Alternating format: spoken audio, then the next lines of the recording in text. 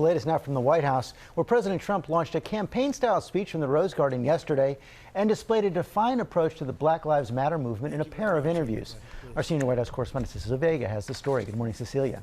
Hey, George, good morning to you. President Trump attempting to shift the focus once again. He now says when it comes to police shootings of Black Americans, white people have it worse. It was a question President Trump did not like, asked why Black people are still dying at the hands of law enforcement. So are white people. So are white people. What a terrible question to ask. So are white people. More white people, by the way. More white people. The reality, minorities are killed at disproportionate rates, and Black Americans are more than twice as likely to be shot and killed by police than white Americans. As he slips in the polls and clings to his base, the president now stoking racial division even more. Asked whether he understands why for so many the Confederate flag is a painful reminder of slavery. Well, people love it, and I know people that like the Confederate flag and they're not thinking about slavery. I just think it's freedom of speech. And in an interview with a conservative website, he jumped head-on into another flashpoint. Y'all, she got a gun. The white couple who pointed guns at Black Lives Matter protesters marching outside their St. Louis home. They were going to be beat up badly, and the house was going to be totally ransacked and probably burned down. But that is not what the video shows.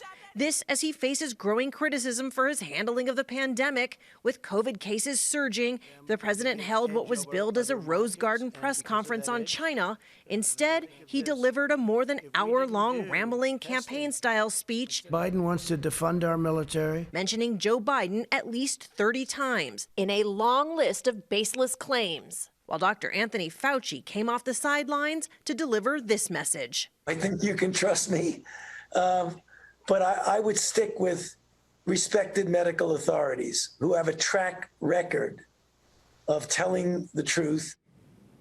Now, in the latest installment of the administration attacking the nation's top infectious disease expert, the president's trade advisor, Peter Navarro, who has no known medical expertise, writes in a USA Today op-ed that Dr. Fauci, quote, has a good bedside manner with the public, but that he's been wrong about everything I have interacted with him on, and he listens to Fauci, quote, only with skepticism and caution. This, George, as the White House has denied there is a campaign to treat Fauci as a political rival. And see, the president did score a victory of sorts in Alabama yesterday. He did. His former Attorney General Jeff Sessions lost there. He was hoping to return to his old Senate seat that he'd had for 20 years. That is now not happening. This is a race, George, where President Trump was front and center. He's still very angry with Sessions for having recused himself as in the Russia investigation, so he endorsed Sessions' opponent, former Auburn University football coach Tommy Tuberville. Tuberville now goes on to face Senate Democrat Doug Jones in the general election, George. Cecilia Vega, thanks very much. Well, hey there, GMA fans. Robin Roberts here. Thanks for checking out our YouTube channel. Lots of great stuff here. So go on, click the subscribe button right over here to get more of awesome videos and content from GMA every day, anytime. We thank you for watching, and we'll see you in the morning on GMA.